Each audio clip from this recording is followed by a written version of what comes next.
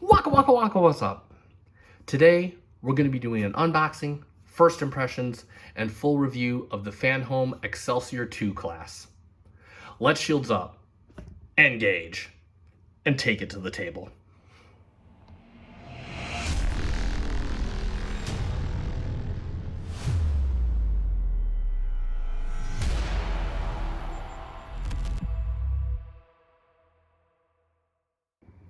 And welcome back to the channel for another FC Finch unboxing and review. You can see we got the F on the screen for FC Finch. I'm just kidding. That stands for Fanhome, and more times than not when we do unboxing and reviews in the same beat on this channel, it is probably going to be a Fanhome product. It's Fanhome Day. It only comes once a month, but what a time-cherished moment this is. So yeah, we're checking out the latest ship in the collection, which I believe is the Excelsior II Class. You see the description. There is no mystery here. But yeah, she was seen in season 3 of Star Trek Picard, short-lived in fact. I'm not sure if we saw it in season 2 as well. I know we saw like a scene of it in season 3 and it was destroyed at the series finale and all that good stuff, but nevertheless we do have a model of it. And yeah, you guys already know how this works. We're going to unbox this. I'm going to give you my first impressions, then we're going to move straight to a review and a comparison. I'll give you my final thoughts on this model. So let's take it out. Now, I did actually already previously do a take of this. I haven't actually taken this out of the box yet, but I did cut the whatcha-gigger,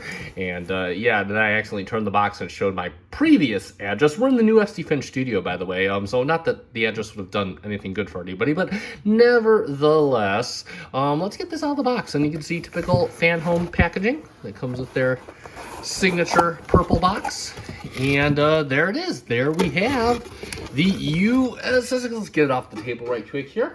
U.S.S. Excelsior, NCC-42037. There was another ship with a 420.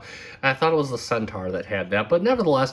And you can see right there we have the Excelsior. That's the straight up product. Yeah, Star Trek, the official Starship substance, Star Trek Picard, the series it came from, and of course U.S.S. Excelsior, NCC-42037 from Fanhome. And on the side, I love how this changes to the Excelsior. Changes with each ship. You got the same thing, Excelsior right here on the side of the box.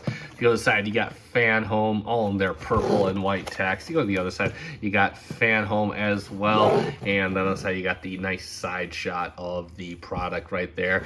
And then on the back, you can see startrek.com, all the legal mumbo jumbo on there. And yeah, that's pretty much it for the box. So let's get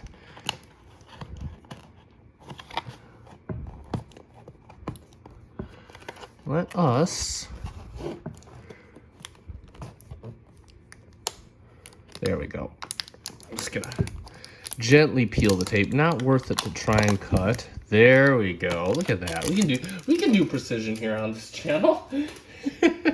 And we will open up the box here, and we'll get a good look at the magazine, part 2 of our little escapade here. Always cool to have these magazines. And of course, you have there the U.S.S. Excelsior NCC-42037. I'm putting the 0 in the wrong slot, and you see a very nice animation of the U.S.S. Excelsior. Sorry for the screen glare right there. Official Starships collection from Star Trek. And then of course we have a nice frontal view of the Excelsior, active in 2401, a length of 588 meters. Is Captain Ben Bassett, or Ben Bassett. And then, of course, we have the weaponry phasers, photon torpedoes, and it was destroyed in the Sol sector in 24. So, wow, only a year of service. How about that? What a run of luck. And, of course, we have the stand instructions right there. Moving in, you get a very nice shot of the Excelsior and the U.S.S. Excelsior, all the cool text of the Excelsior II Class, looking very much like the Excelsior I, except a bit more sleeker. That new car smell. And then, of course, you have one of my favorite pages of these magazines, the orthographic view, so you can see all the different directions of these ships. Just looks really, really good. U.S.S. Excelsior, NCC-42037. And then, of course, we have a nice frontal isometric view of the U.S.S. Excelsior, designed the Excelsior II Class. And moving, skip it ahead here. You can see some more concept shots of what the Excelsior II would look like. Oh, you even got, this looks pretty cool. Kind of like a little bit of Discovery sneaking in there.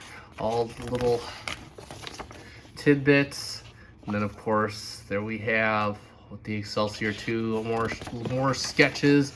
And then we've got some modeling going on. This looks pretty cool. I actually do quite dig the nacelles on this model, and they kind of sleeked them out, made them look really good. And yeah, and that's pretty much it for the magazine. So let's get the ship out and get some first impressions.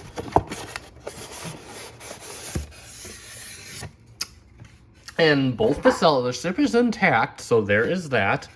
Let's get the stand out, get that going, and can actually, I'm not scared, so I'm already gonna tear into this. Oh, wow. Man, they really, that plastic is toughened up. And just plug the square peg into the square receiver. Oh, that's a very nice tight fit. Oh my God. And let's get the ship out. And I'm just gonna kind of, oh wow. So straight away, I'm gonna move the box off the table. Straight away, the saucer is very heavy. Saucer feels like it's got die cast in it. Like it feels really good. I like it. I like the coloration. Really nice coloring all around. Nice weight to it. Let's check the nacelles real quick just to make sure that they are aligned. And yeah, that looks close enough. Let's get it from the side real quick. Let's get it from the back. And yeah, that looks good. That looks good. Wow. Color me impressed. I'm a fan. I like this. And this is one of those models that I'm gonna come straight away and say that I really wasn't expecting too much. I wasn't particularly looking forward to this model. It was just one of those, you know, like the Farragut. And I gotta say I'm pleased with it. And we'll put it in the stand real quick. Just get it around the impulse engines, and yeah, we can see it right there. And yeah, it's got a little bit of a upward incline, and that is pretty much our first impressions. So let's talk about the Excelsior II, or the U.S.S. Excelsior, and you can see right on the front. We'll get right into the saucer section. And straight away, this thing looks gorgeous. This ship, I love the colorations. Kind of got a mix of STO and just straight up, you know, New Age Federation. I really love the mix of colors they did in this ship. And now I don't know too much history beyond the Excelsior II. I'm not sure if it was designed specifically for Picard or if it's something out of Star Trek Online. So again, if you are more familiar with that than I am, by all means, let me know in the comments. So we'll see here. We got U.S.S. Excelsior NCC-42037. You got some grading right down here. In fact, the escape pod's done all around. Very nice patterning in kind of like charcoal black. I love the coloration on the bridge. Looks great. Lots of nice little subtle colors give it tons of character. You got like a grayish area for the bridge section. You got even like some eggshell blue up here, which does look really good. If we get in close, and it's really hard to see, but you can see there are window misalignments. It's typical. I mean, from 5 feet away, I can barely tell. And again, it just looks good. Again, you got like the little subtle lighting effects. You got a nice kind of gold or like a lighter bronze for these grading effects. I love this right here. You got some charcoal grading effects all over around the bridge. Nice red outlines. Looks like the phaser strips right here on either side. I love, yeah, just a lot of nice coloration. You got the Aztecing in there. No paneling, just like straight up little Aztecs, light gray. And I love how they're done. It's a very clean look. Not like we have on the Enterprise G or the Titan A, which was almost a bit overdone with the smudging. This looks great. Looks nice. Looks clean. Looks like, you know, came straight off the Federation assembly dock. Then back here, you got like where the warp core is. Look at this. All this molded detail in here done in a very nice, kind of like a gunmetal. Looks good. And you got the blue for the core right there. You got a little bit of blue paint right there. Some venting detail done in a kind of like a charcoal. Same here. You got some grays. Nice little subcolors. Got some silvers in there. Just really good looking all the way back on the impulse engines. So you got the impulse engines. They are all painted in red. They're all painted in red. It's got like the Excelsior refit look that we saw on the Enterprise B. So that does look very good. We'll move on down to the bottom of the saucer. Oh, look at this. Look at this. So we're treated to some more Aztecing. This is cool. This is cool. So the Aztecing pattern changes. And we're treated to some nice eggshell blue as well. This is really nice. This is a pleasant surprise. I didn't even look at this previously during the unboxing. And again, we're going back to the charcoal used to the impulse engines. You got the little phaser strip right here. All these little kind of, I think these are the RCS thrusters done in like a very bronze gold. That's a very nice coloring for, if these are for RCS thrusters, that's very nice. I don't think we've seen this on any Starship models. Of course, our windows down here, and it doesn't look like there's any window. Oh yeah, there is. There's small little panels for the window, so they are misaligned very slightly, but doesn't matter. The coloring looks really good. You got the computer core right under here. You got a little white for the dome. That looks very, very nice. Just really nice coloration. The deflector done in a clear blue plastic. That looks very good. And then you have a nice kind of anthracite, the usual kind of grading here on the Excelsior. I just love the side profile of this ship. This looks good. It looks like an Excelsior on steroids. I like it. Starfleet pennant right here, and then of course you have the window detailing all along the sides. You got the Aztec all along the sides. Same thing for kind of like the neck area. You got some windows right here, and then if you move on the bottom, you got like kind of a deeper blue. This is interesting. You got a deeper blue, and you got the Aztec.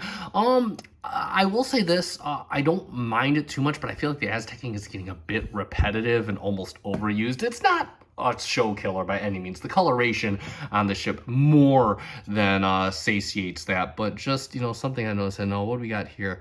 We got U.S.S. Excelsior. Oh, that's pretty good. United Federation of Planets. I like that. That's, and you're never gonna look there. They put that detail there. I love that. That's really cool. You got some detailing back here on the back of the secondary hull. Windows going all the way back too. Look at that. And then of course you have phaser strips on the bottoms of the nacelle pylons. You got some detailing right under here. This is really nice. I mean, like, this is actual molded detail, and it looks really good. It's like a bit more detailed than we see on most starships, and you're almost never going to see that part of the ship. That is cool. NCC-42037, it's italicized, so you know it's neo and new. You got some of that Starfleet red, and then of course you have the Bessard collectors done in a very nice red clear plastic. You got some venting detail right here, more Aztec, nice molded detail all across the cells. You got the excuse me, the warp coil area done in a nice clear blue plastic. The cells look great on this ship. They look awesome. It looks like a combination. Looks like they tried to fuse a whole different bunch of elements together. I see this is an element from the TMP era. You know, I see a bit of elements, a little bit of J.J. Abrams era type stuff. And I see a little bit of new stuff thrown in, a little bit of post-TNG era. That looks really, really good. And then, of course, you have a bit more detail. And this is cool. They gave more detail to this section of the ship, which is basically unloved in the previous Excelsior model. That looks really good. You got like the little central area of the nacelles. And you got like a little anthracite dome. Got some grays there. Again, more Aztec-ing detail. Just looks really good. And that looks like our shuttle bay right back there. Yeah. Overall, for a model that, again, I wasn't 100% looking forward to, this looks absolutely too cool. I am quite pleased with it. And we'll do a few quick comparisons. Actually, not too quick. We're going to spend a little bit of time here. We'll start it off with a comparison with the original U.S.S. Excelsior. Not so much the original. That was the NX version, but this is the NCC-2000, the XL version with the new standard size model. So you can see how they look. We'll get them from the front as well. And you can see that they basically have very, very similar profiles to one another. Not too many crazy differences. Let me set them down so I can kind of get them both on a side by side. In fact, dare I say it, it looks like that the Excelsior II is basically just the same overall design. They just kind of sleeked it out, gave it some nice sports car slants and all that, and just said, yeah, it's a hot rodder XL. It's a hot rodder Excelsior, excuse me, which is all good by me. Again, it really comes down to your preferences here, but there they kind of look from the side. And of course, let me set down the new Excelsior so we can kind of make ourselves feel better, and we'll get it in there with the standard size U.S.S. Excelsior from the previous collection. So you can see, you know, how we used to get starships and how we're getting them now. So a little bit bigger, of course, the XL bringing it heavy on the details. And we will, of course, get in there with the U.S.S. Enterprise NCC-1701B, since these share quite a few design elements as well, especially with the quad impulse engine, so you can see how they look there. And we'll get them from the side as well. And the Enterprise B kind of having that boat hull at the bottom. So again, this borrows a lot from the original Excelsior model, not too much from the refit model that we saw later in Deep Space Nine, and of course in Star Trek Generations. We'll get them all from the front right there, just so you can see what that looks like. And that is going to be pretty much it for our comparison. And let's sum it up for the Fanhome Excelsior II Class U.S.S. Excelsior. And yeah, this is a hot new take on a classic old design. I'm serious. They basically just took the old Excelsior design, gave it some nice flashy lines, and it's basically a hot rod U.S.S. Excelsior now. And I am quite here for it. I quite dig this. As far as the model goes, this is Fanhome straight up through and through. Really nice premium touches here. Love the heaviness in the saucer as well. There's something heavy in this saucer. Really gives the model a nice premium weight and feel. Again, the clear plastics usage is spot on, right where it needs to be, and the paint usage on this. Let me just say this. If this paint palette is the future of the Federation, sign me up, man, because this is gorgeous. This thing uses a lot of nice colors, a little bit heavier on the Aztecing than I'd like, but overall, again, don't let that deter you. The paint usage on this is awesome. The usage of the light blues, the deep blues, how different the bottom of the saucer is from the top. Again, I absolutely love it. Fanhome has been doing wonders lately, experimenting with their color and paint palettes, and I am all here for it. That being said, this model is a pleasant surprise to me. I really wasn't looking forward to it, and I am happy that it is part of the collection. I'm happy to add it to my shelf, and I already got the spot picked out for it. If you want a copy of your own, I'll post a link in the description down below to Fanhome site. You can scroll to the bottom of the page. It should be available for purchase by itself in a couple weeks time. Yes, I do recommend it. And that being said, that is going to conclude this review. You know what to do at this point. If you found this review fun and informative, let me know by hitting the like button down below. I greatly appreciate it. It does help me out. Also, if you're a fan of Even Moss and Star Trek model reviews, specifically from Fanhome, I am doing the entire Fanhome collection and any extensions they may do, so definitely consider subscribing. Join my Federation. We are so close to 1,000. And that's going to be about it. I have been FC Finch. Thank you so much for watching. Thank you for making me a part of your collecting journey. Live long and prosper.